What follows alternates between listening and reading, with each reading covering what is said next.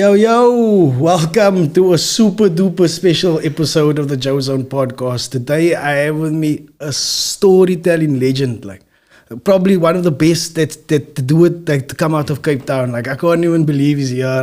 Ladies and gentlemen, can you please give a round of applause for Mark Lottering?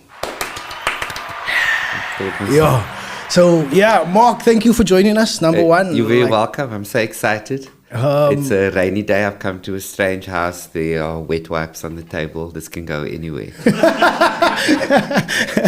It can't go anywhere. Yeah, that's what's cool about podcast. It can't go anymore. It's a different type of platform. Young people stuff. I'm doing it more and more. Everybody's inviting me to get into a podcast. Yeah, but I'm very selective. Is it? Yeah, so it's an honor to have you. I was honored to have you. But yeah, so you've been telling stories like for many years. I don't want to call you old because I'm also quite old. But you probably started. Where was your inspiration for telling stories? Was it in your youth? Like, because I know your dad was also a storyteller of sort. I'm glad that you start with the word storyteller, because most people don't.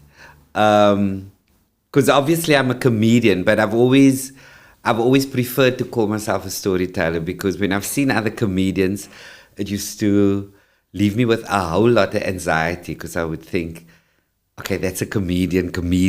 You know, I prefer to just think of myself as a storyteller, and at most a funny storyteller. Yeah. So, ek kan 'n storie lekker vertel.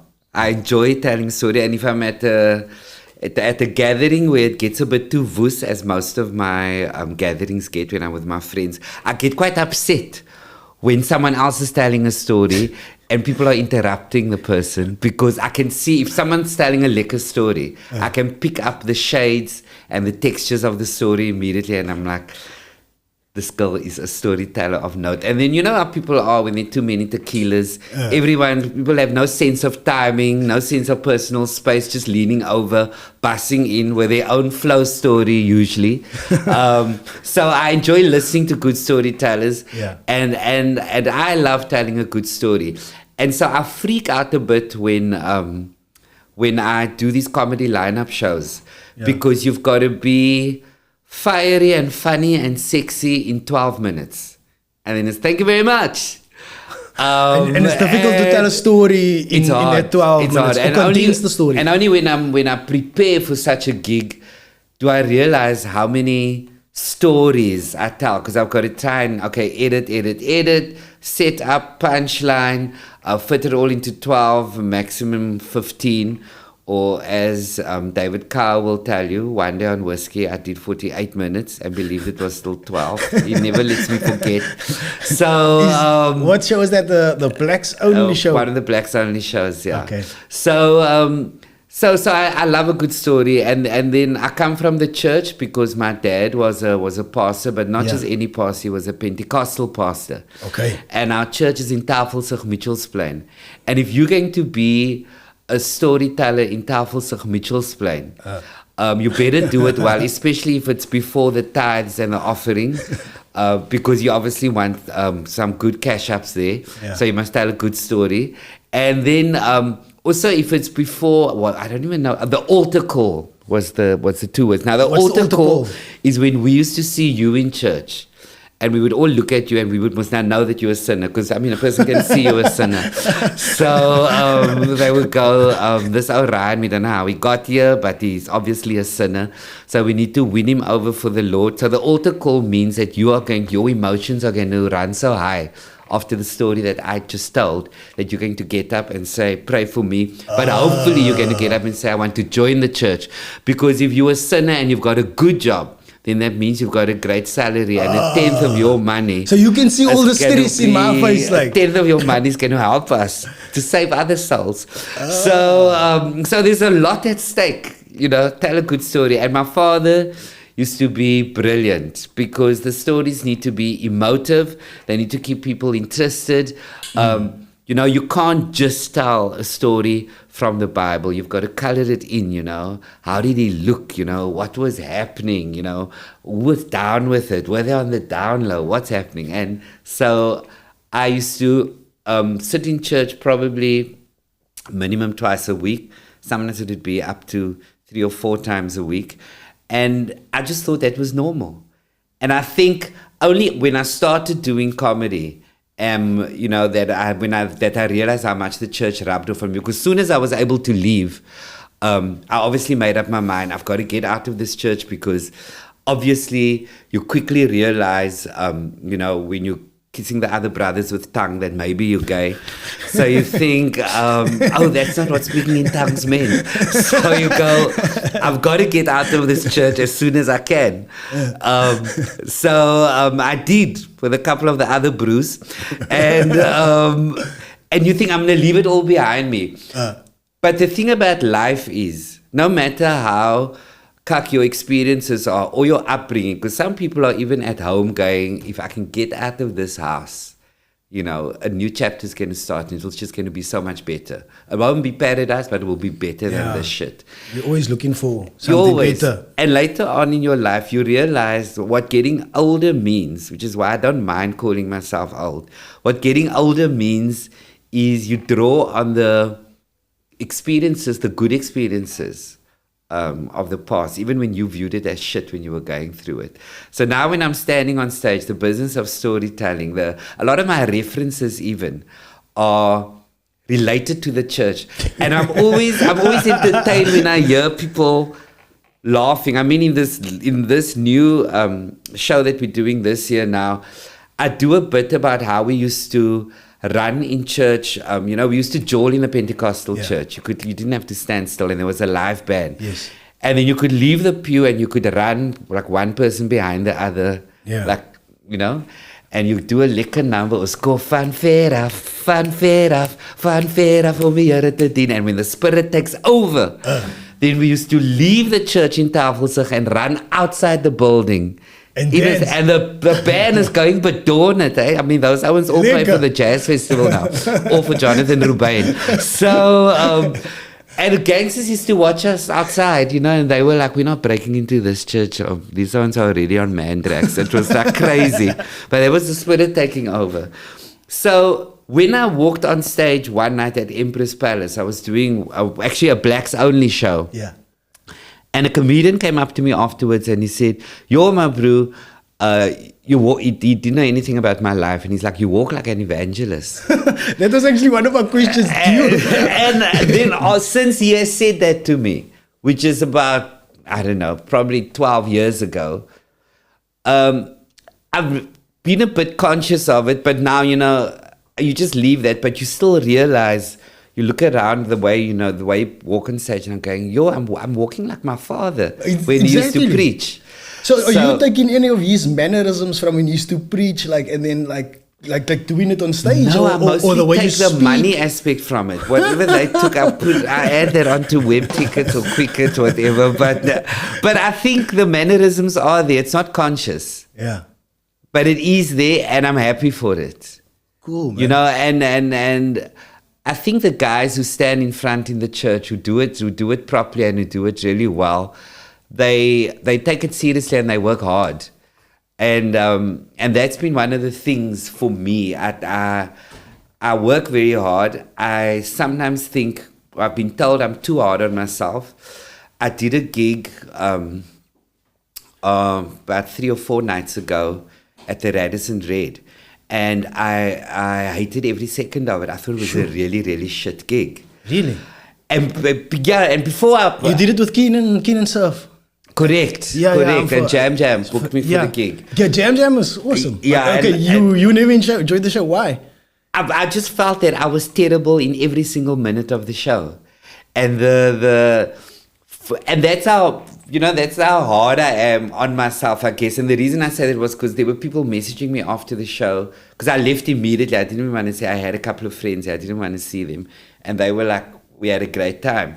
But for me, the room was different because I'm used to... That's why I love theater shows, because it's locked off. So people will rather keep their pee in because they feel bad to get up, and I like that. So, they will keep their phone off because there's some kind of, they've bought into another vibe because it's a kind of a theater etiquette. So your focus is where it should be. If a space is open and everything, like you go and you get drinks, you go pee when you list to pee, you go check your phone when you want to. I'm not saying that was everything that happened at this week's gig. But what I do know is, for me, things were not going, the way I would like them to go. For me I didn't get onto that train of comedy, because normally I jump on the train and then it moves. Yeah. And I never got there. It would be lekker for a bitchy. Then 4.5 minutes in, I'm like, okay, that was not quite. Let me try this trip again. Yeah. So it's actually crazy for me to hear something like that coming from you. Like, you had a bad night. It's like, I've seen many of your shows. I've seen you in the Baxter and I've seen you at Premium. And it's like similar set. You just tweaked it different for different places. Yeah. And both places, like, at Premium, the building is shaking. Yeah, but from I'm in love with Premium. You see, the Premium audience understands. The Premium audience knows that it's like church. So you go up and the Premium audience, they're there and everybody's focused. There's a kind of a spirit that takes over at Premium. Okay. That is just undeniable. Okay. And if you put the work in and you prepare well, if you're going to a space like Premium, you can't lose, because the audience arrives already wanting. They're so appreciative of comedy, of the venue, of the gig. And when people have bought into it before you even come onto the stage, there's just so much love by the time you walk on that you're flying, and you feel safe. Do you know how safe I feel at Premium? I can always try 2 brand new minutes and I'm not even scared in the car. I'm like, I'm going to do that thing about Cape Conscious Media when I was talking to Ryan. I'm going to try it at Premium now. And only in a venue where you feel protected, where the audience is like with you, where they're going like, you can try whatever you want tonight. You're like here for it. That's one of the spaces. That place is just crazy. I've seen him like hit on the desk, like it is like you coming on stage, the place is rocking. I mean, it's crazy. So it's weird for me to see you at that level and say like, yo, I had a shitty day. It's like, oh, it's weird. I think. Yesterday I was reading a thing that Anwar wrote. Anwar, my husband, who produces and directs a lot of the shows, and somebody was interviewing him, and I was reading the thing because it was in print, and he said it's the old thing, the old story through the ages of you're only as good as your last show, which we hear all our lives, but only when you live it and you walk through it. Do you understand it? And you only understand it when you shit on a particular night. So I've had many shit nights. And it always teaches me that you can't rest on your laurels. You've got to go out every night, wanting to be excellent and wanting the audience to have a good time, especially now when money's so flippin' tight. And for people to come and put their money in their pockets to spend money to watch you. There's got to be an element of respect with that. And in my world, respect comes with giving people excellence and also trying not to rehash a lot of old material. Because the problem with South Africans are we are spoiled. Yeah. And we're all part of the problem, but here it is. Because the international comics tell me they do the same set for 2.5, 3 years, if not longer. But they've got a wide circuit. Oh yeah, the states are bigger, like way from one side to the other. Yeah. They can stretch it over 2 years. And someone will come and watch you in South Africa on Thursday night, and they're so excited, and they come back when you're on again a month later, and then they go on social media and they go, "It was lekker, but I saw that and you go, but." And in my case, sometimes the show has got the same title. Now I always think, if you hear Celine Dion sing the Titanic song, do you think you're going to get a new verse just because you play it at the Braai next week? When today, that's the way that the song goes. So we South Africans are fussy. I mean, in the new show now, I've got. So the new show. So I wrote a musical. It's a new show. So I wrote a musical. It's a new show, and there are 3 gags in the show that I link it to the new story. So they're like 85 minutes of new material, and there are 10 minutes but it's linked in the 85 minutes. There are 10 minutes that I just couldn't resist using because it ties in so nicely with a new story. And somebody messaged me on Facebook and she said, we came to watch the show, but we were very disappointed because of the 10, because she heard me talk about eating at the hotel already, and she heard me. There was some other thing that she heard me. I enjoy it for a different reason. I enjoy you telling the same story twice because I feel, from my perspective, lady out there on Facebook, that the first time you tell it and the second time you tell it differently. Completely different. Yeah, and there's different add-ons. Yeah. And like this one time where the Thailand trip, where the first time I watched it, you had one tag. And then when I watched it the second time, there was like 4 extra tags. And that was like, I was like, rolling just from so she wasn't listening properly. No, and I Googled her and then I realized I saw on Facebook, I could clearly see their problems in their marriage. Because in none of the photos are they like sitting together and they're not affectionate. So I think she had other issues and she came to take it out on me. So, yeah. So, she's a hater. She's a hater, and I'm way too sensitive for this business. Way too sensitive for it. So, because I tell myself, don't read private messages. Yeah. But the people who really want to go for you also come in, Lucifer's children come in through the private messages, Yeah, well, why not right on the comments? Yeah, they're a little bit bummed to do that, but... because, sometimes the other people, people will attack them. My people do, but I also now just avoid reading comments because, a lot of people, man, who you can get Facebook without having gone to school. So that just that unsettles me greatly. There should be some kind of process whereby you must at least show grade 10 that you tried. So everyone's got an opinion. Yeah. And my colleagues in the business are mostly, I think I'm the most sensitive one and the weakest one as far as that's concerned. Because I've watched people respond to someone to put them on their place. I've watched other comics put other people on their place. And they jump at them and they're So, and I can't do that. And the problem is that comment lives with me for 4 or 5 days. I think about this stupid comment that the person made, especially if you're running a show, and let's say the show's running for a month and you only 10 days into the season, then you get to that part of the show and you go, that one person thought that was really, really cuck. So now there's a hurdle, you start to huckle a bitchy, it's unnecessary. So now I try not to read comments. Anna will occasionally tell me, listen, there are 3 things that you should block or delete that are really ugly. It's not even pertaining to you. It's getting a little bit racist and wild out there. So sort that out.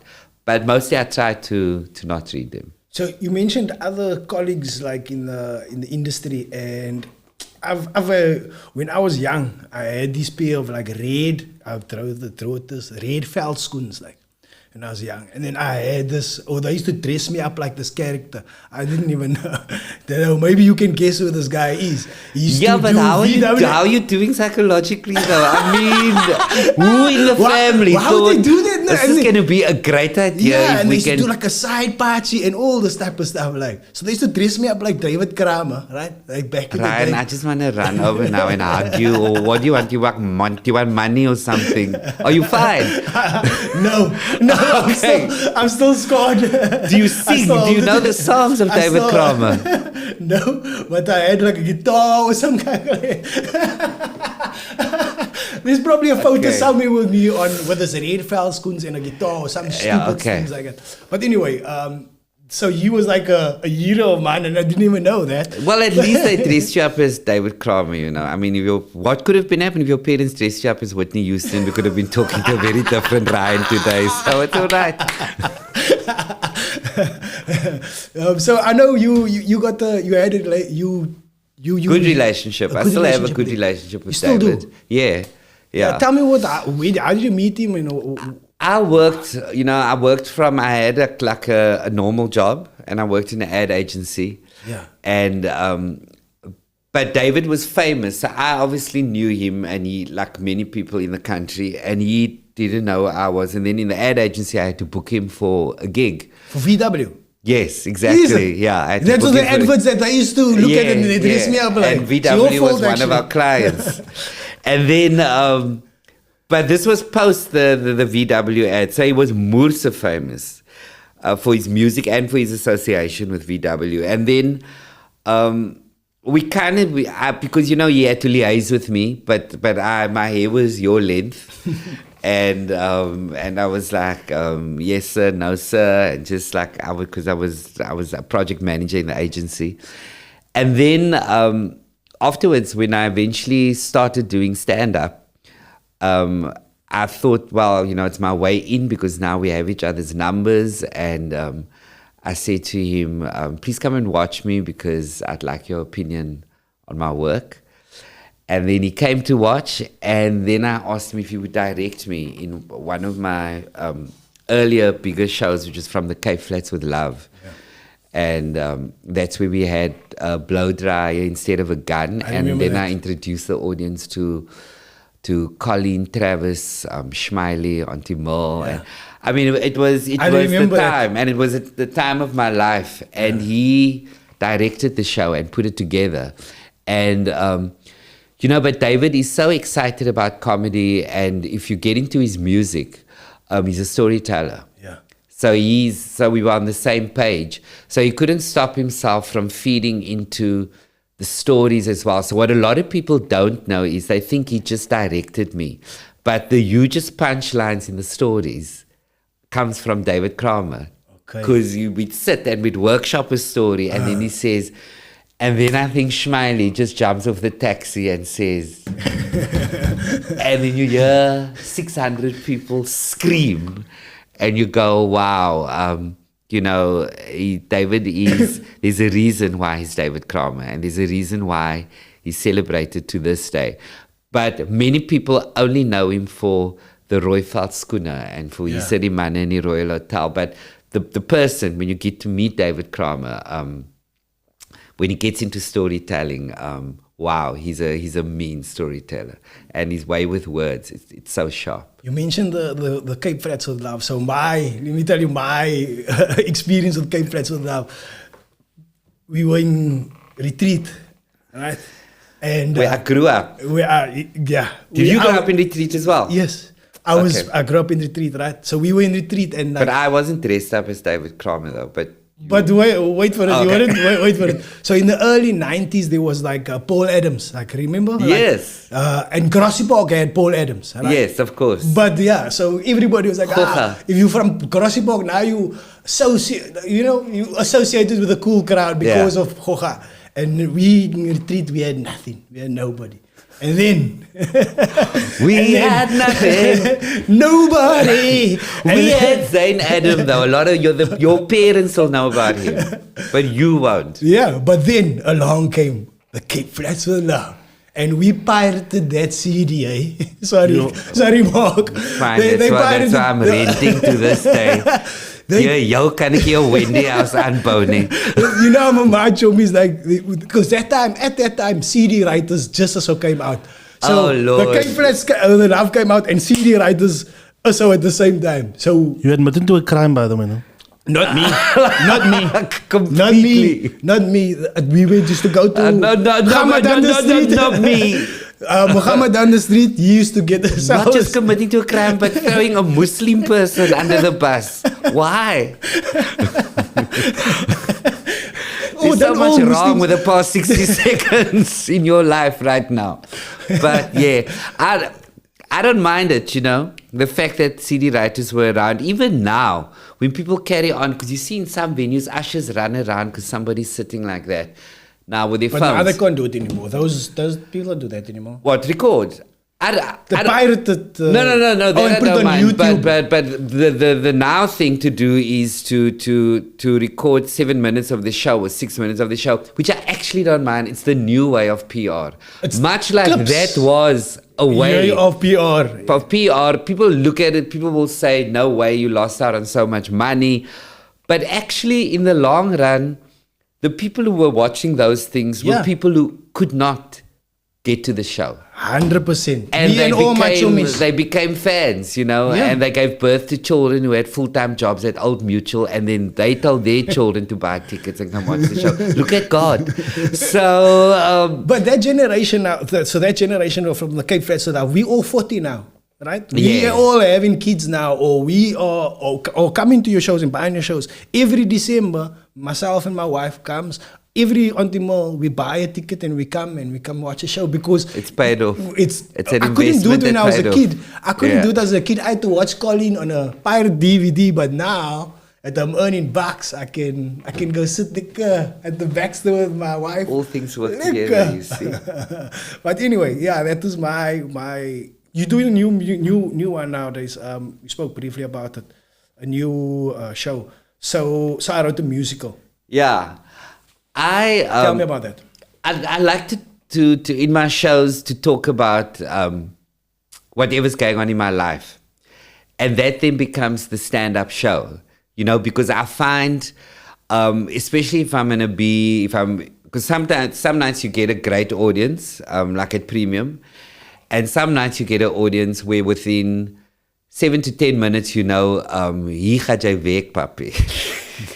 Like these people are not laughing, they're like chuckling. Radisson Red. No, don't do Radisson Red. Like, I'll tell you something. I was at, there are different theaters all over the country. And when you do Monte Casino Theatre in Joburg, it's the same owner, Peter Turin, owns the theatre on the bay in Camps Bay. Okay. So often when you sign a contract to do Monte Casino Theatre in Joburg, the contract says, and you have to do the theatre in Camps Bay. Fine. So I do. So I did it. Okay. You know where this is going. I understand what you're saying. So I do it. So this year, so I go Monte Casino. Now, when we were in Joburg, this is about over a month ago, it was going hectic there because firstly, they like blackouts. Everybody who goes to Joburg will tell you think we have blackouts. Like in Joburg, it's just like a way of life. And then their traffic lights don't work. And I'm already a terrible driver. And now I'm on William Nicol. And they've got, and you get to traffic lights, it's not even 4-way stops now. It's like flipping 11-way stops. And then the homeless people come onto the street and they direct the traffic. Now, this is a bra who's not had a learners. Homeless people direct traffic. Oh, not a learners, Nixie. They direct traffic and the Joburgers follow them. And some of the guys with especially the 4x4 drivers are like, nah, I'm not following this guy. I'm just going to take the gap. So you're there I've never been so close to Jesus as much as I've been while driving in Joburg. I didn't even want to check my underpants when I got home. Because when you're driving and you feel you're doing anal exercises that it's just, you're not even thinking about it. It's like you're this far off the car seat. Because you go, if I get to work safely now, ek gaan die Here dien. Ek gaan my tiendes gee. Ek gaan my lewe change. I'm going to say sorry to all those other people that I kissed after my 8th tequila. I'm going to apologize. So that's the state of Joburg. And then they ran out of water. This is just over a month ago. They ran out of water. And you don't know how much you need water until you don't have water. We had a water shortage here. So. But we did it in a Helen Zilla way though. It was, there were 10 bullet points of the water's going to be on at 3 o'clock, then you must jump into the shower with your hot neighbor, and you must put a bucket there, and there were even white people somewhere in Newlands going to queue at the foot of the mountain. It was very decent. Yeah. But there, the water is just off. Nobody's there's no water. And you go, they say there's going to be no water. We in our Cape Town ways, I still said, and I vowed to Anma, if he tells anyone the story, then I will kill him. But I'm telling you the story. So I say, I come back to the accommodation and I say, there's no water, but at least, so we can't wash the dishes now, but at least we can put it in the dishwasher. And put the dishwasher on. And he's looking at me, he's like, how do you think, with your matric with exemption in, how do you think the dishwasher works? There is water there as well. So then you go pee and you want to flush and you can't wash your hands, and now Now nobody in the house is being high-fived. Nobody's being touched. You're not trusting that whole suburb. You're going out to a coffee shop to get a drink or something. No kyk jy vir almal aan my broer, jy het die hande gewas. Jy moet nie naby kom nie. So with that in mind, the picture that I've just painted for you, all of that is going on in Joburg. I'm doing a comedy show. The season was sold out. Because of that madness, right? Because you know when your life is a bit mad, you just throw your hands up in the air at home and you go, I need 90 minutes of insanity. I just want to go boss. Is that the reason? I think they came there for you, Mark. Not because it's the way I directed that interview was for you to say that. So put this on TikTok that you said you think they came there for me. I can't deny that because you look like you were well reared in retreat. So... But there's that madness coupled with the fact that they maybe had a thought that they want to come to Monte Casino. But I know this because when we were on the plane going over, we were looking at the printouts. Wednesday night, 30 people. Thursday night, 23 people. Friday night, 68 people. And it's a 450 seater. So you go like, okay, this is where my career ends. And this is where the other comics will come in with their phones and go, okay, niemand. But... we hit our second show and then the whole season was sold out and that madness was going on in Joburg. So when I walked on stage, people are screaming because they're mad. The bar was open already.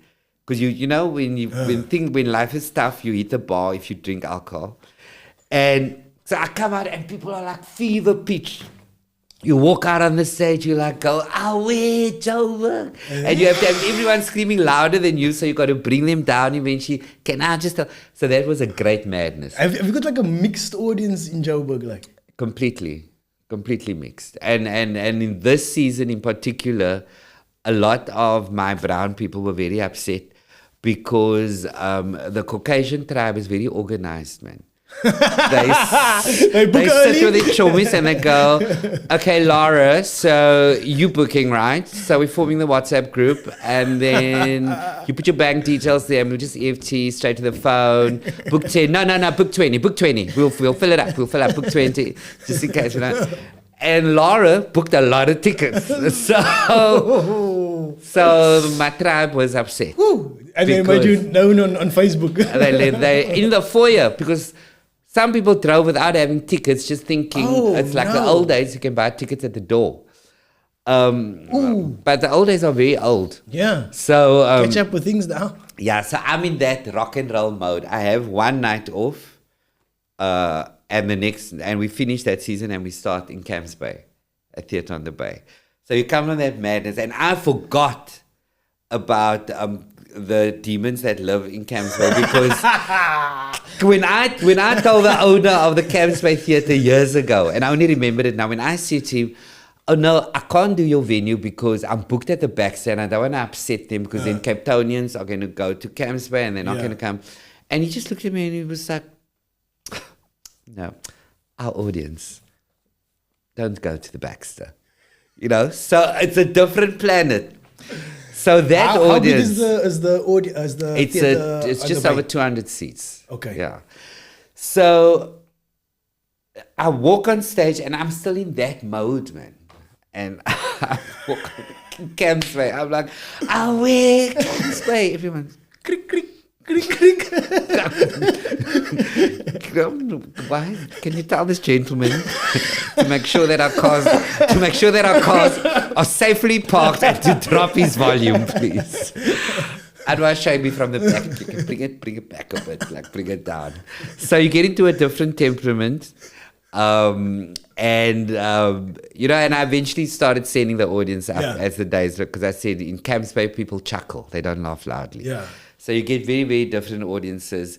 And I used to, when I started, when you were stealing my DVDs in retreat and blaming Muslim people for it, unashamedly.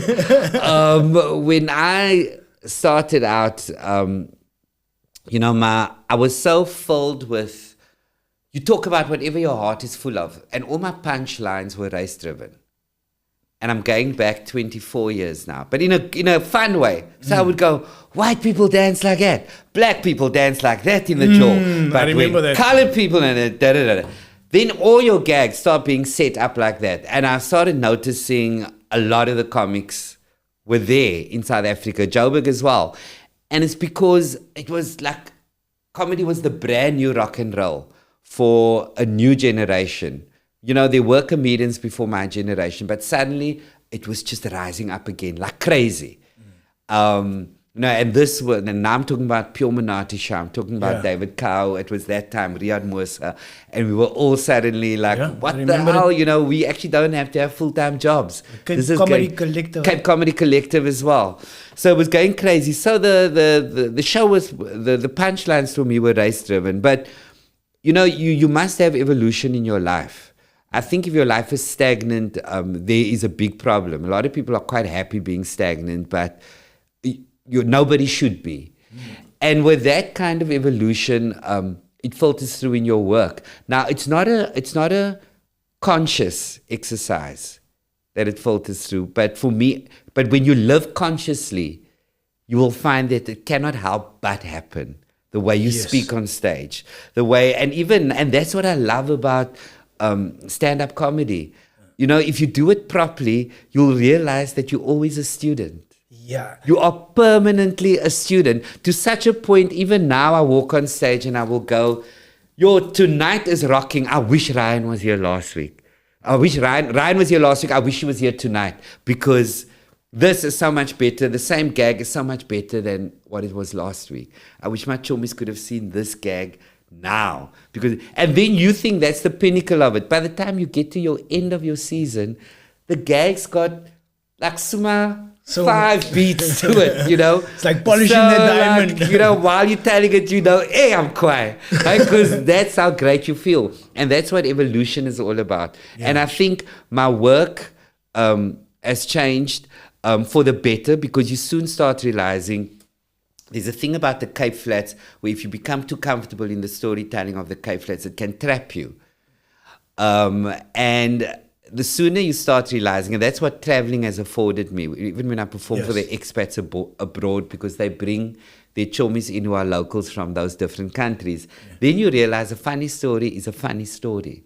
It's obviously about the setup and the context as to how you paint the picture. But if I tell you, when I've performed overseas, the countless times people come up to me and say, they've got a Colin. Now in the UK, or you in Toronto, and they go, they know a Schmiley. They say, that's a hustler guy, right? He's always hustling. They call him as a chef or something like that. They definitely know an Auntie Mole. So the minute you start realizing that, you know, there's a freedom that comes with it as well. And what's happened over the years is, you know, when you're sitting and looking at people chuckling at Theatre on the Bay and waiting for you after the show to tell you how they had a great time, and I cannot have the assumption any longer that my audience is going to be my people. My people are now South Africans. It's not only brown people. I would always have the first love for who I am and for where I come from. But I think the way we exist in the country, you know, for me, for my work, there's no more assumptions. The audience now is so mixed that sometimes I come out and I'm like, oh, okay. You know, there's just no more assumptions. And it does, you know, it would have thrown me if you spoke to a younger Mark. If you spoke to me 9 years ago, it would have thrown me. But now I like that. And I wish a lot more people in different industries in South Africa can think more about that. You know, when I turn on the TV, I can tell I listen to numbers a lot. Turn on the TV. And I look at these different shows, you know, that we buy from overseas. And there's a panel of judges, and because you've got to do copy-paste, it's got to be... It really, really does not... it's done with such blinkers on, because I think we have an opportunity in the arts, and be it stage or television, to change the thinking. You know, we've got to get back to a place where, because people moved away from Madiba, and I understood it because there was a lot of anger as well, especially younger people were saying he got it wrong. You know, there needs to be, people need to be compensated for a lot of stuff, and we're first going to go through the darkest time before we can come back to Kumbaya, my Lord, and the Rainbow Nation that we spoke about so much. And I think that we are now on dangerous territory, because I watch a lot of these things on TV, and such margins and marginalized people are just being shut out of things. So you look at a TV screen and you kind of have to sit back and go, you know, I'm just seeing one group represented here. And suddenly, if I watch something else and there's more representation of South Africa, your feeling inside is, this is what people need to see more. Because when I see what's happening on social media and the bitterness and the hatred, you know, on the app that moved from the budget to the X or whatever, especially from South Africans, we instinctively go to a race thing. We can turn anything into a volatile racial situation. And many times it is, but we dwell there. And I think being given a platform like I'm being given, and like other people are on television, it's almost our responsibility to keep considering our nieces and our nephews and how we want them to travel through the world. We know that we have a lot of cuck going on, and we know that so many issues need to be addressed. We know that I will never be able to afford to buy a house in Camps Bay or Clifton because of the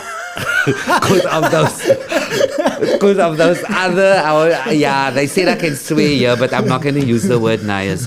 So, you know, because of the history that we come from. Yeah.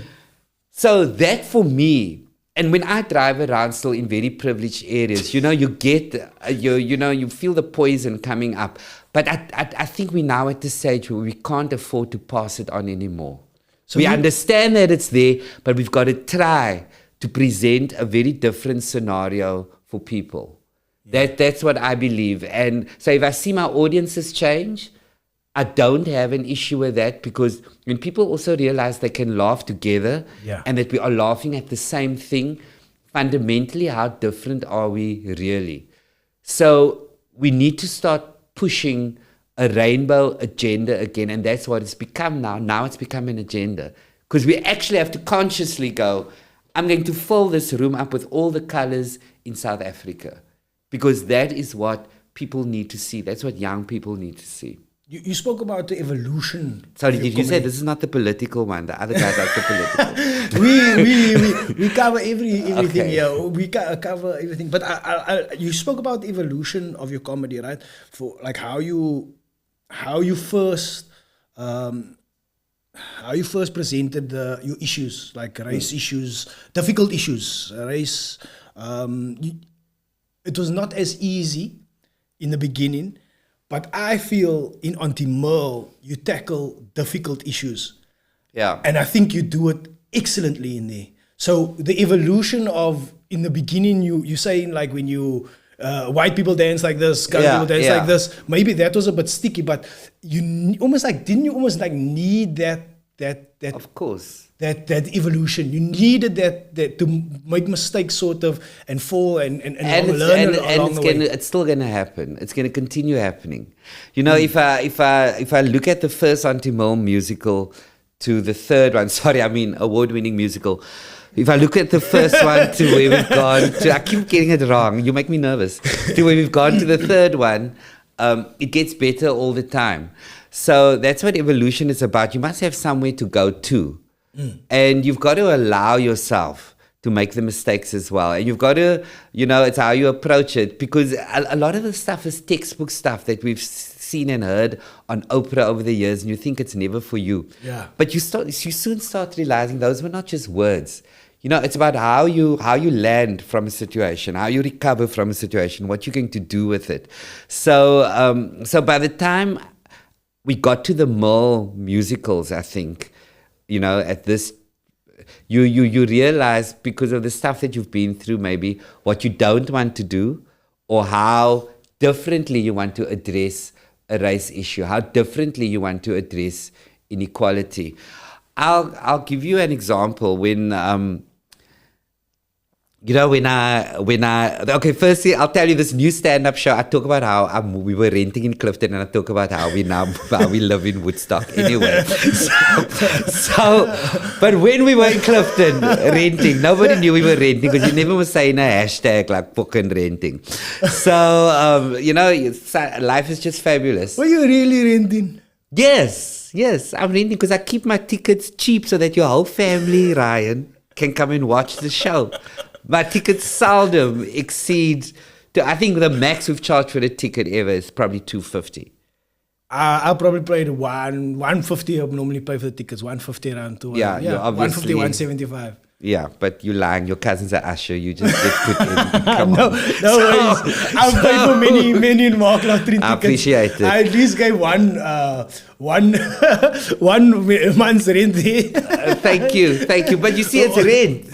So you realize, and that's when I spoke about it earlier. You realize because of the fucked upness of our country, it's just hard to move forward sometimes because money has been left to other people. Because their parents had access to things. And the trust fund kids wasn't even a phrase that we really understood because it's not in our realm, you know. Yeah. So by the time we got to, when we did Merle, I was living in Clifton when I started writing the Merle musicals, and I invited my Clifton neighbors to the show. Well, they bought tickets. Okay. And in the last Auntie Merle... the first Auntie Merle or the second Auntie Merle? In the third one now, the last one, Auntie Merle... the baby? No, the baby's chapter 2. Chapter 3 is Auntie Merle, Things Get Real, the load-shedding one and the hectic one, where Merle's house gets sold. I missed that one. I'm going to have to fly to Joburg. The show's going to Joburg in Feb. I can afford it. I'll fly you. Are you happy? Okay. Safi at the back near the toilet. No bags. I'll carry on back. You see, I've invited one person. You can't take retreat out of the boy. Me and my wife and my lighties will be there. So. My 3 lighties now. Have you got 3? 3? 3, yeah. 7, Isabella. 6, Nicholas. And 2, Amelia.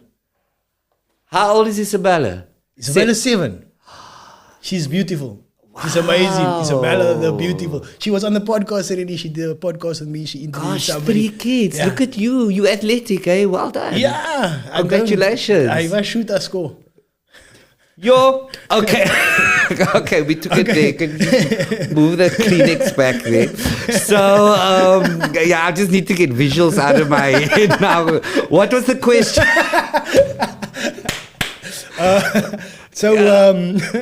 Let's cover something else, man. Okay, yeah. Like everybody, we always hear about the high stuff, the high notes and stuff like that. The high. I know what the thing was. No, because some people are following. I suddenly know what it was. Yes. Yeah, let's just move out of your bedroom. I invited my Clifton neighbors to the show. And in the show, there's a lot of drama that stems from Born to Evil. And it's brought into Merle's life because Merle's neighbor, Suraya Samsarina, has relatives who live in Bonteheuwel. Okay. And it gets quite, it's an arc of the story. It's one of the arcs of the story that it's quite hard-hitting. And it resonated with people. It's very emotional. It's unsettling because it's real. Because I've spent a lot of time in Bonteheuwel because I have relatives there. And, the place has changed, and it's like, I just feel there's a whole race being eliminated and our government standing by and just watching and doing nothing. So this is brought onto the stage. And the Clifton people, for example, never knew, I won't say they never knew that Bonteheuwel existed, but it was a word that maybe popped up on Google Maps now and then. Yeah. They didn't know. No, there's maybe been a warning that some people might have seen on a WhatsApp group about a Vanguard Drive turn off. Those warnings. Watch it when you're on Jake's Gerwel or rather take the N1. That's the closest a lot of people on that side of the world come to even knowing about these things that exist. And then in the story, we talk about the the Turk genocide that's happening on the Cape Flats, and we reference Bonteeville and the fact that everybody's just turning the other way while young people are turning into old, dark people overnight. At the age of 17, you just see people's lives change, and I've witnessed it. And we talk about it. So it moves people. And then these discussions with the Clifton people happen after the show, to such a point where one of them said to me, can't I donate, bro? Like he wants to donate to solve the Turk problem. Anyway, I gave him my bank account. He must get his chummy I gave him my bank account. You can't get in the way of God's work. So, but this is the platform that we have. Yeah. It's a real example of how you are able to conscientize people, to inform people, to change their way of thinking, or to get them thinking. I don't know, maybe by now they've forgotten about it already, but it's important that the work gets done. That's an important story to tell. Important that the work gets done. That story must be told. See it. So, and if we don't tell that story, who else is? So there's a lot to do, and Ryan, I'm privileged enough to be able to do it under the banner of comedy, because I think, when you tell people, please go and watch the satire in A Midsummer Night's Dream. I know already the answer from one of my children is going to be, we'll meet you afterwards. We're going drinking. You can go to Maynardville and go watch your Shakespeare. So they won't necessarily go there, intentionally to watch a Shakespeare. But if you're taking somebody to another show and he's more willing, and he doesn't know what's going to pop up, what issues are going to pop up in the Joe Barber show, but he's more willing to get a ticket and he's more excited about going to watch that. So I'm saying, work like that, work like Auntie Mills. And I mean, it was done when the late Tali Peterson and David Kramer first did the District 6, the musical. How did that change people's lives and ideas about the theatre and what can be portrayed on the theatre? Suddenly it was like looking in a mirror, and suddenly the standard was so high, but they then singing choir songs and the standard is so high, but they're telling our stories, and you have to go, but why is the word but in there even? Our stories can be told like that. It shouldn't come as a surprise, but it's so layered, the history of this country and what people have been made to think about themselves. And so I see it partly as my responsibility as well, through comedy, to also be talking about issues that are not necessarily when you're just going to bring it up. Sure, by the time I get to the end of the story, whatever I weave into it, someone's got to laugh because, you've got their money, because I was like, don't depress me here, I came to laugh. But you can't just also stand there with blinkers on and pretend that the world is kumbaya, my lord, and everything's fine and everything's dandy. There's a lot of responsibility with the arts, and it's my hope that kind of thinking filters through into television as well, into the next generation. What people have got to be exposed to, man. It's almost too. I mean, you say television. Television don't exist anymore. But vision. It's like on social media. I know. I mean, I call this. Anwar calls this our TV. He says it's our TV channel. Our social media channels. That's our TV channel, because we're telling people what we'd like them to see, but you have to take some responsibility for what people are looking at. It's 100%. So you can't just hear with your bottle of moed or Maway on a weekend on a yacht. You've got to take some responsibility for what people are watching on your channel as well. 100% agree. But with when I say television, I mean there's also streaming on the Showmax, Netflix. People have a preference as to what they're going to watch as well. So therein, I still see that we have to try and get a lot sexier and a lot more real with our messages. I think a lot of platforms are doing well when it comes to our community and stuff like that. But there's one platform that I don't like what's going on with in our community, and that's TikTok. Just just the cringe stuff that's on there, like, and the cringe stuff almost gets more likes or more. It gets more views. And I don't like that. So when you produce good quality artwork, when you see that refined art that somebody spent months, a year working on to perfect, and like you said, you polish that diamond. The first show, it's like not as quiet. The second show, third show, fifth show, you spent countless hours. I didn't say the first show's not as quiet. It is quiet. It just gets quieter. Quieter. Yeah. So, but it's getting better. It's a process of polishing that diamond. And on TikTok, they just spew out all the time. I don't like it. Yeah, that's my opinion. Yeah, it still comes from. Okay, not everybody's fortunate enough to have a solid family background. In fact, probably a lot of people don't have that. So by the time the teachers, have to deal with young people at schools, I know so many teachers who I don't even know how they get through the day. They're like, you don't even want to know what it's like, Mark, now. And that generation is TikTok relies on them heavily as well, on young people. Yeah. So it speaks to what you're seeing, when you're seeing the things that you say that you don't like on TikTok, but it speaks to where people's mindsets are at and what they think that audience is willing and ready to consume. I've always been, I get a knot in my stomach when I see a video going viral of somebody being moved at school. And people are filming it. Yeah.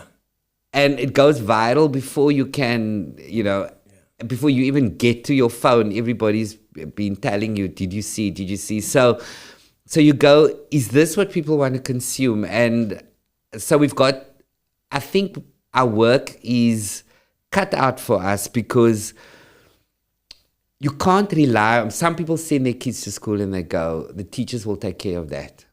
They will tell you what not to cheer at them, but they can't. It's an open secret. They're not going to do that. They're just barely going to get through what is called a syllabus, if even. And we need to take care of young people in our lives and talk to them more. Find out what they're watching, find out why they're watching it, and get people interested in other things as well. It can still be on your phone, it can still be on TikTok, but there are lekker things in life. There are just good things, man, that leave a lekker fragrance as well. Like this conversation, it leaves a good fragrance. What I feel. Are you trying to say this is the best conversation you've had? I really feel that you shouldn't say that because people who've been on here before are watching. So top two. I'm not gonna. Clever. Top two. Number one, you know who you are. Yeah, you know who you are. So like on the show, sometimes we deal with tough topics. I see Arlene Peterson is on here. She commented something about the algorithm prota here. Like a tough topic for me is like I made a big mistake. Like I once upon a time I got arrested for drinking and driving, and I feel it's like followed me like a bad rash. Like, and sometimes I try to shake it off, and it doesn't. Like, how does it follow you? I don't know, man. It's just like I think. So I got locked up, right? And inside like the jail cell, like I experienced a bit of like trauma. Like, I fucked up. I messed up. I've disappointed people. It bothered me all the time where I know you from. Which cell were you? It kept, I walked in you here. Passed, you passed. This guy. But yeah, so it was a traumatic experience, and I don't think I you really stood up for me. I remember. Yeah. And that's how it followed me. I don't know. I don't think I let go of it. Also, when I apply for jobs, like I don't know. I just feel like I never let go of that traumatic experience. Oh, you tell the truth in your applications, your job applications. Oh, you're supposed to? Ryan. What are you teaching Isabella? Tell the truth all the time? No. I've been in jail as well. And I wrote off, mine was quite hectic. Because I don't know if after the night of your accident, whether it was on every street post. Yeah, with the poster. No, definitely not. Okay. Yeah. Just my wife, a pregnant wife, coming to fetch me at the jail cell. Yeah.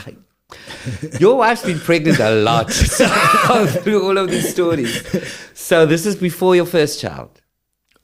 Nicholas was being born, so it's it's after Isabella. After Isabella, yeah. Okay. Yeah, but it like I don't know, man. It's like a series of unfortunate events happened, and that was just like the price of school fees. Price of nappies, a repair car, lawyer costs. You know, I didn't expect you to. I know that you want to get very honest here, but I went through a crazy phase of my life, very crazy. I think I had lost my parents within 6 months of each other, and I was dealing with because when I was doing my comedy, the last thing I expected was fame. That was the last thing I expected, to such an extent that my friends were my crew, because we were just going to have fun. And we were laughing at people laughing at the show, because we were like, these people are crazy. Like, 2 years from now, we're going to look back at this as the craziest time. Do you remember when we pulled this off? And we booked our own international trip with no work permits. That's how Cape Town we were. Crazy. So, and then it took off and it wouldn't stop. And it was at fever pitch. And you didn't expect this at all? No. So zero role models on that level. And then I was surrounded by, suddenly I was very popular. Like the cool people were like wanting to know me. So you get accepted into those circles as well.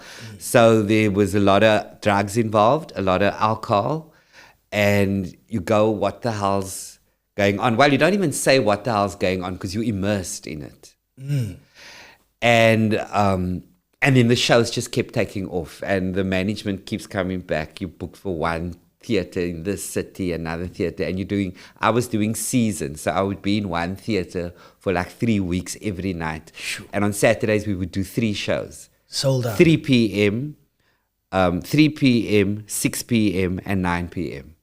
And they all sold out, back to back. So it was really crazy, and I got into my car. So that's like when you went viral, like basically. Like old school viral. Yeah, old school viral before this. And I got into my car, and my friends now who were hanging out with me at that time, our conversations always come back to, thank God phones with cameras were not around at the time when we were having parties, because, it was crazy. It was really, really crazy. And I don't think people also realize how very crazy Cape Town can get. So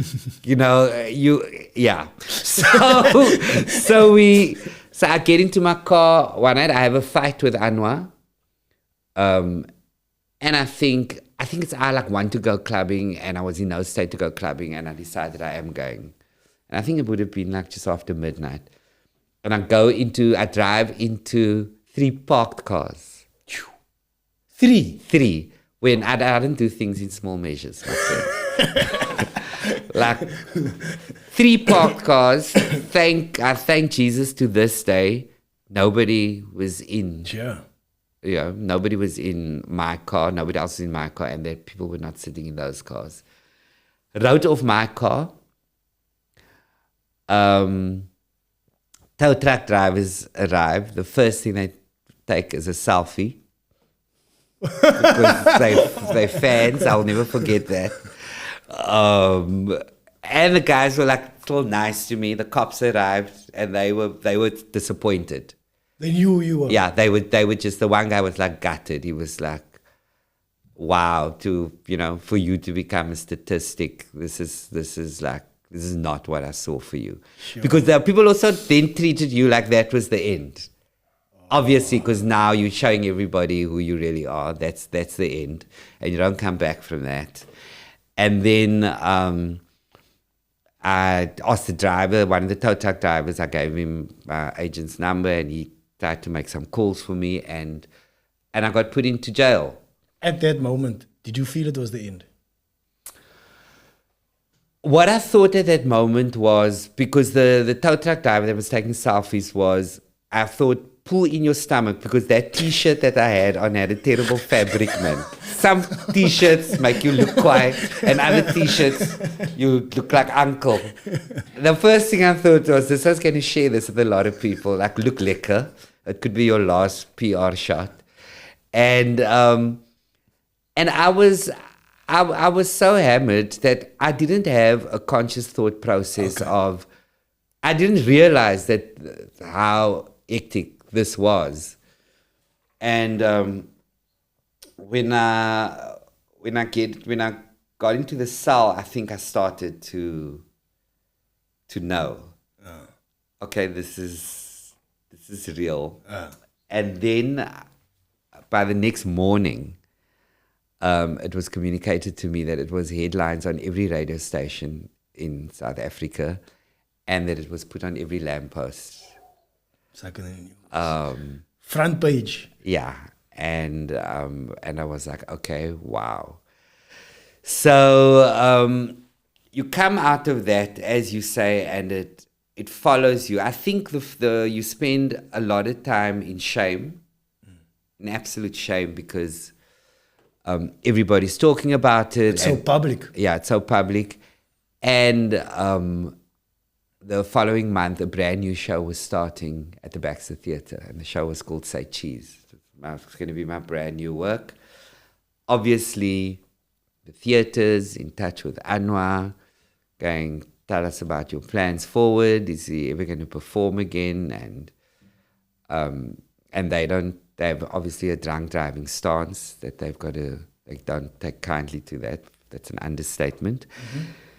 So the decision was taken that the show will be done, and the reason that the decision was taken, the show would still go ahead, was 2 or 3 days after I come out of jail, the season gets sold out. Because so you go viral only again? Only Cape Town. Can people, because now every household is going, ons wil hoor wat hy sê Tony van Soprano. die. Yeah, but you know, what happened? So we obviously had to change a lot of the stuff. So in terms of what I'm going to talk about. And I then, just before that, Say Cheese, I then just called a segment of the show. There was a venue in Cape Town called On Broadway. And where I told the whole record of how I got into the car, what I was doing, what led to it, what happened afterwards, what could have happened. And the show was called Crash. And I think if I didn't have that opportunity, you know, it in many ways, I'd go for therapy as well, but it in many ways worked in conjunction with my therapy. Okay. Because I had the opportunity then to talk to people every night about what happened. And you're always amazed as to how many people have that secret that they travel through life with. Only when you go through it do people wait for you after the show and go, I haven't told anyone, I've done that, and I've been locked up. Came home after a few hours. So, and then I did work with Arrive Alive campaign. And as community service or something? Well, I had to speak a lot more about what it is that they actually do.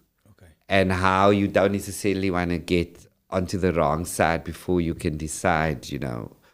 And so it changed my thinking completely in terms of just the basic thing of driving pissed. Because anybody would say to you, oh no, but everybody should know they won't drive drunk. No, I still see it. You're in circles where nobody who drives drunk says they're drunk. Yeah. And she also and he also, they don't believe it. Yeah. So you've got to take them aside at Tiger's Milk and go, give me the keys, or we're going to be having a big confrontation here because I'm going to physically have to take it from you. Yeah. And they look at you and they're standing and they speak really well and they go, I'm not drunk. Yeah. But you go, Dude. rather, you know, not worth it. the Uber's going to cost you nothing Yeah. in comparison with what what the cost was to me and what the cost still is to me. So now when I do shows overseas, you must get the form online. Oh, that one. Now that section, man. You see, so it follows you, so. Yes. So last year we at Leicester Square Theatre, and I get to that section and I found the agent on that side. And I say, look, many years ago.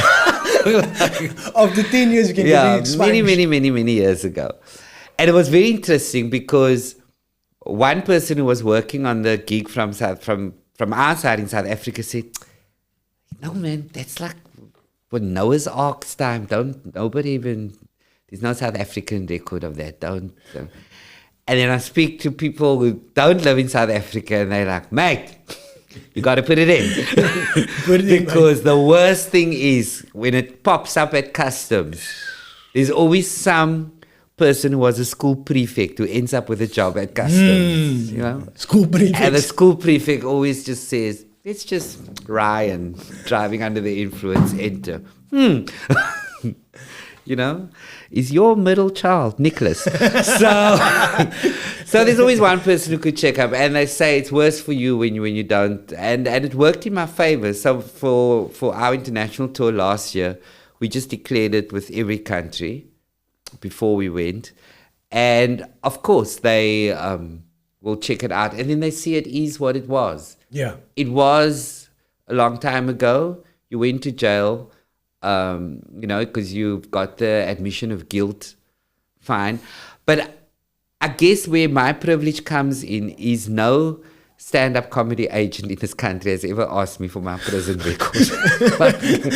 For this job, it's okay. Yeah. And when you say you got one, they're like, whoa. Better, that makes you better at your job. Guy, we need to pay him double. Like, Mark, you're getting your own dressing room, man. So it does follow you around. It's a horrible thing to happen to you, and it's an horrific thing when you've killed somebody else on that night, you know, when you're driving drunk. So it's just a nightmare of a thing. And I feel so lekker now when I even get into my Uber Black. Even when you leave home, because you know you're not driving already in the back of the Uber. You're like, the guy's like, wow, the party started early. I said, yes, because you're bringing me home as well. So it's just you've got to grow up and you've got to take some responsibility. And a good position that you're in is, Ryan, I feel often you can tell people stuff, but if you're lecturing someone and you can say, I've been there, it does take on a different meaning for those people. And also, I will tell you, because I've experienced this, when you tell people that you were in jail, it makes you sexier. Does it? Yeah, and I know that you're in a committed marriage now, but it makes you more appealing to people, and you get like a rough edge. So I sometimes just like announce it. You know, when I feel the party needs to be spiced up, and I go, like at night I was in jail now. Suddenly I'm not paying for my own drinks anymore, like, you know. So yeah, you live with it, but you fall forward, man. You fall forward. When Reddy D was on here, like, he told me some interesting. I asked him, like, who was like the famous person you met, like most famous person you met? He told us that he met Will Smith and who else? It was somebody else, I can't remember. But have you met any, like, who was the most? I know you probably met Madiba, Nelson Mandela. I did. Met him already. Yeah. Who else? Like, did you meet Oprah already? Probably met her. No, I keep turning her down. She's always like wanting to come to Woodstock. I'm like, Oprah, tell Gail to chill, because Gail's the influencer there. Somebody unexpected that. I haven't. Sure. Obviously, it's not really. It can't be a Moorse famous person, or it would have been foremost in my mind. But because when you're saying met, you mean to say hello to the person. Or just meet him like, hi, how you doing? My name is Mark. No, I know you chummies with Trevor Noah, so that's like pretty. Like, that puts me in that league. That puts me in that league like, for sure. I'm expecting a lunch invitation this week, by the way. Ooh, so tell him to come on the podcast. I'll bring him here, but although I want to stay in the top 2, so I don't want to sabotage my rating right now. But no, it's not foremost in my mind, so I don't think I have. I mean, Oprah is a very good example. Would love to meet Oprah. Would love to have met Brenda Fassie. I know her son. Yeah, I think she was a fascinating woman, and she had a fascinating life. And more than that, I often listen to her music now, on the second whiskey. She had those vocals. I mean, people don't understand how good she was. I know her son. I spent quite a bit of time with him, Bongani, and it's like she has her things, but there's also like a dark, troubled side there that he let me he didn't in on, and I mean it's known like. Yeah, like I've watched a couple of documentaries. It's I love a doc. Yeah, but it's also like how she took that and made it light. How she took the dark and made it light. It's like awesome that people can do that. Like, and I guess you also with your show, like how you took that dark and you made it into light with Crash, taking a bad situation and making it into a beautiful, I think that is true art. It's the basis really of and once again. Right, and I talk about it in my new show. It's one of the lines in the show is so I wrote that musical. Okay, but one of the lines in the show is how do you take something dark and turn it into, because comedy comes from a space of bitterness and darkness, supposedly, which is why so many comedians are troubled. Yeah, and people meet them in person, and they wish that they had not met them. And I get this from other people all the time who meet their comedy heroes. And they go, okay, just wow, that person was like so dirkbek and dark and wooden. And then people are very perplexed by me because they see me on stage as Alice in Wonderland and they meet me and I'm still Alice in Wonderland. So, because I don't have time. But are you always Alice in Wonderland? No, you won't see me if I'm not. Okay. I think when people get disappointed if they see other people who they really love and they see them in a coffee shop, and they go up to them, and then they suddenly meet the really real person. Yeah. I've hung out with other celebrities already where people have come up to them, and huge celebrities, and people have come up to them, South African, and went, please can I have a picture, whatever. And they've literally not even made eye contact with the person and said, do you mind some me time? I'm just with a friend. And my heart would break. And I would do that like, don't you love me as well? Because I'll take a picture with you to make up with it. And they carry on chatting. They go, no, Mark, you won't understand. This goes on the whole day. And this is like Joburg celebs, so I can get. But then you get other people who are just great. And I think, for me, essentially what you see is what you're going to get most of the time. If Anwar was sitting next to me now, because we've been together for 25 years, he would tell you how lucky he is to have me in his life because he's seriously married up. Because I sometimes even see the way he looks at me and it's like, I wish I could be like you. But not everyone can be like me. But I don't have a lot of time to dwell in the dark spaces because they exist in all of us. So I've got a dark side, but if I'm going to chill there too long, it's going to manifest. And it's going to manifest in the writing. It's going to manifest in my interaction with other people. You've got to be aware of a dark place that you go to and try to move from it as quickly as possible. That's why depression is so real. And people who will live with depression tell you this. It's the inability to move from it. And that's why they almost cry when they try and tell other people, stop telling me to put a smile on my gefriet. Yeah. Do you think I don't want to smile? Okay, for other people, they just see you and you really don't want to smile. You just meet other people and go, yeah, I'll be Dick Vic if I live with you my whole life. But that's why depression is so real. So, but then for those of us who have the ability to not celebrate in the dark space and to not stay there and to not chill there, move from it. And more now. I like what you said there. You have the ability. Yes. To do but that. But many don't. Okay, yeah. I do. And I get impatient with some of my friends who I know do have the ability to move from there, but they love being in a space of the country so unfair and the world is so cuck and everyone at work and I deserve that promotion. Why not me? But they can, the whole braai. They waste my meat and I buy expensive meat. They waste my meat talking about their dark cuck. Like for 2.5 hours, and then after that, they still want to go to the Joanne, can we go? I'm not. Leave Joanne here. She's having a liquor time, but you take your morbid ass and you leave. So if you can move from those spaces, and more now, I mean, I have 4 people in my life now who suddenly, and when I say suddenly, they moved from being very liquor Wednesday to phoning me on the Friday, for example, and go, went for my checkup, doctor says I've got cancer. And it goes like fast.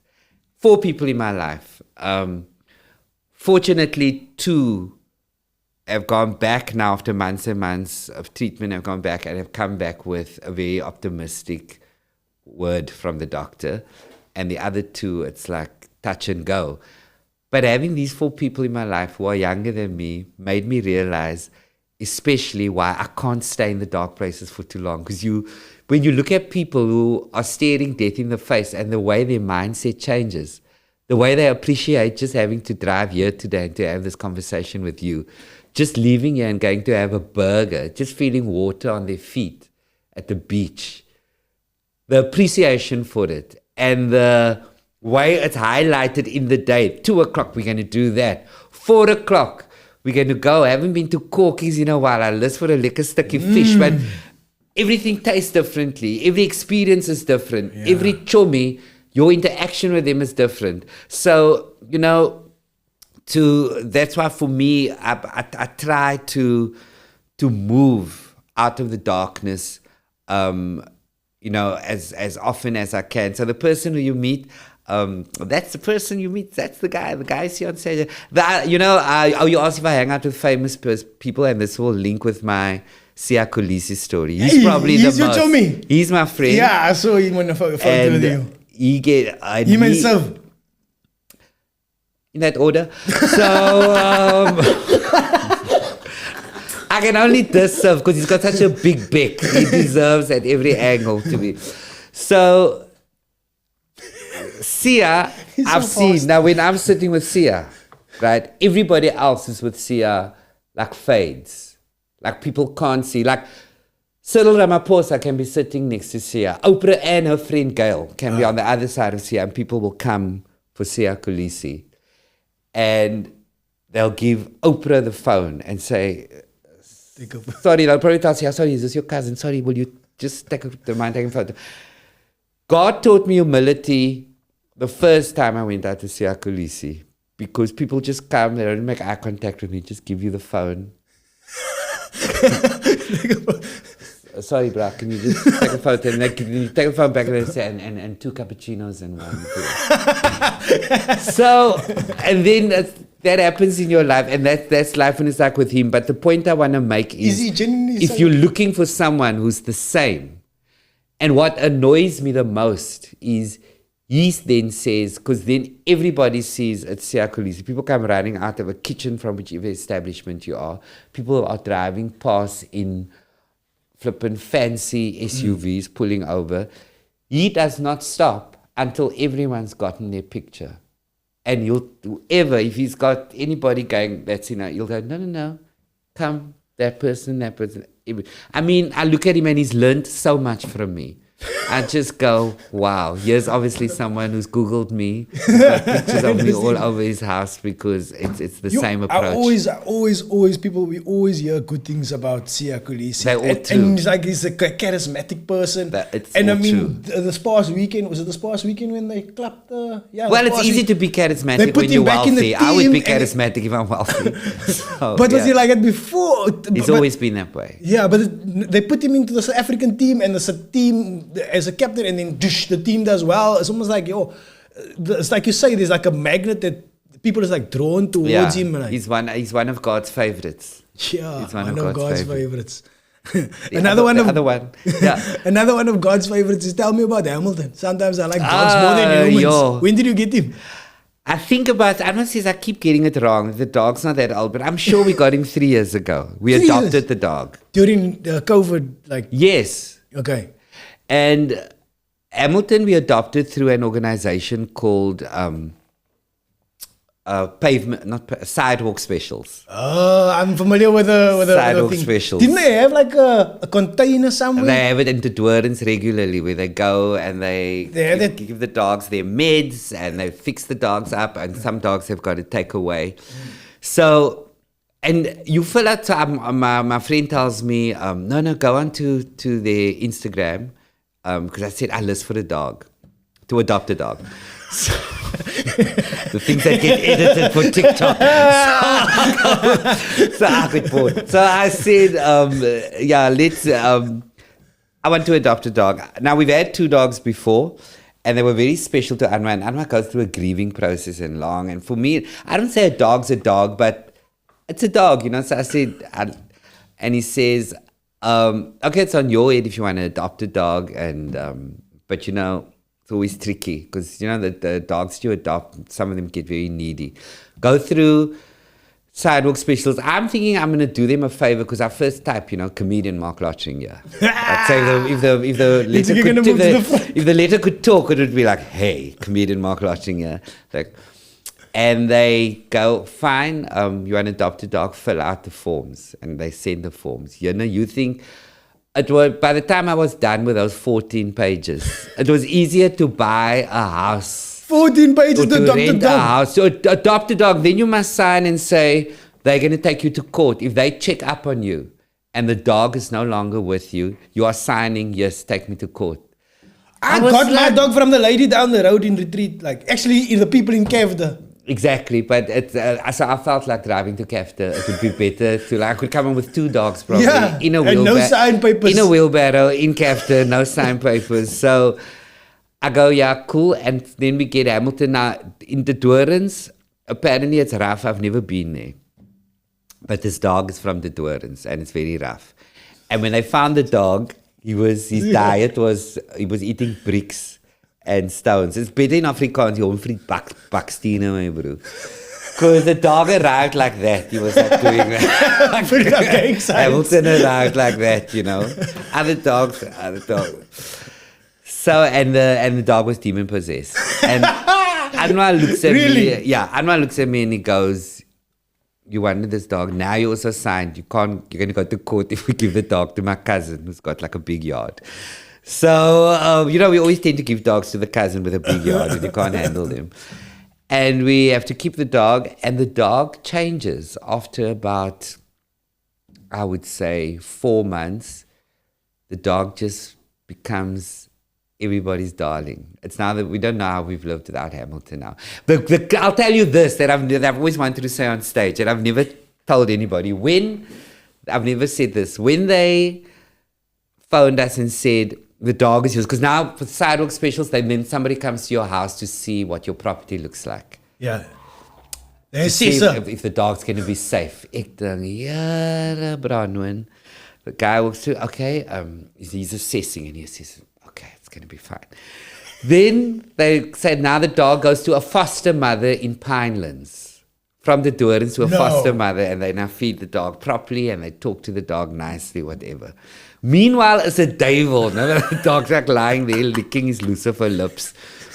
Then they say the dog can come to us. They tell us, give us the name while they're on the phone because we have to start calling him that name. Anwar and I watching the musical Hamilton on TV on that day. They say, give us the name. We look at each other. We say Hamilton. We say Hamilton. After we think, that's the cuck name. It's so long. And we're like, Hamilton. And don't feel the dog must now be Rex or Rover. I like Hamilton. So say, okay, Hamilton. Now the dog is Hamilton. He's turned into the most beautiful, I want to even say person in the world. We don't know how we lived without Hamilton. He's like the best dog ever. My dog's better than anybody's dog who's watching this. But the thing is, oh, come on. Because they're watching. So the thing is, there's Hamilton, the musical, and there's Lewis Hamilton. Oh, so when people hear Hamilton, they assume it's one of the two. But the story gets better. So now you need a Verstappen. No, the story gets better. Now we see what people get immediately when you say Hamilton. Because all like the Butch Owens and everyone immediately go, Lewis Hamilton. All my gay friends, immediately you say Hamilton, they go, so cool, the musical. So it's been a radar. So now people come visit us and some people are in the closet. But we know by how they respond to the dog's name. As a tester. Use a dog as a litmus test. Some Owens even come like, what they couldn't say. And they're like, after the musical. And Anwar and I in the kitchen like, are you going to tell her? Work's cut out for her. Somebody needs to have a conversation. You must use it on stage. Somebody needs to have a conversation. So our dog's name has become our gaydar. We don't even need to have gaydar anymore. We just go, his name's Hamilton. So we immediately know we're either going to go, racing car driver, the musical. That's so amazing.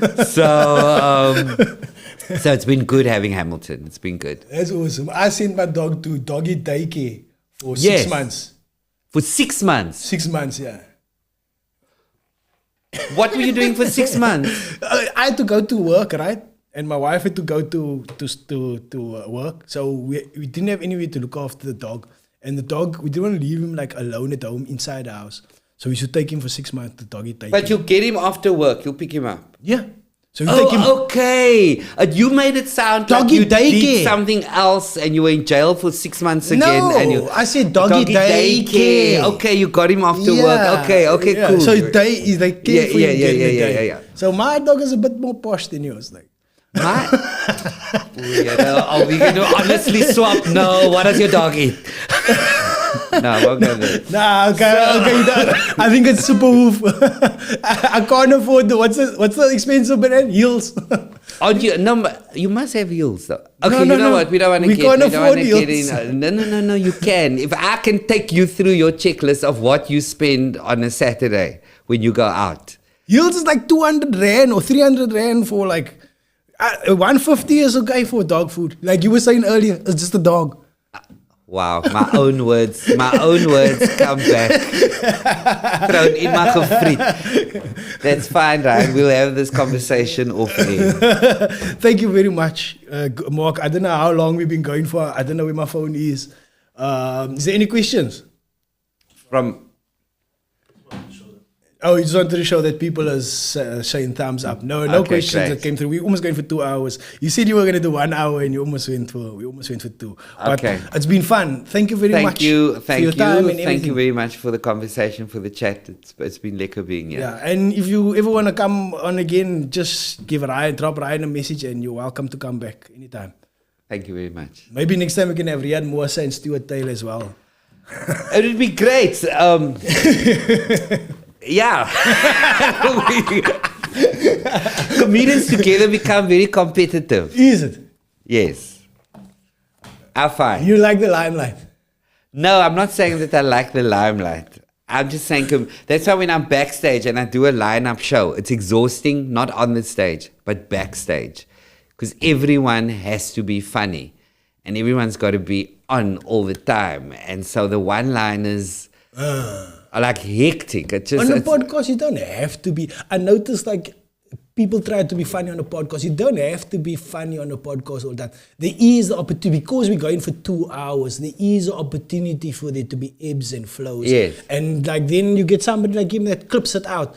But to get to that sweet spot, to get to that nuggets, you sort of need to massage the artistry of the platform and what podcasting is. And I think, which you will know because you've interviewed many comedians, right? Yeah. Well, Is the pressure. I think when people feel the pressure to be funny, that's horrible. Because then I often have that if I've got to do a radio interview. You see, but they got small snippets, Yeah, 5 but minutes. I can tell they're looking for something. And sometimes you go, it's like I want to tell them that's just going to happen if it happens.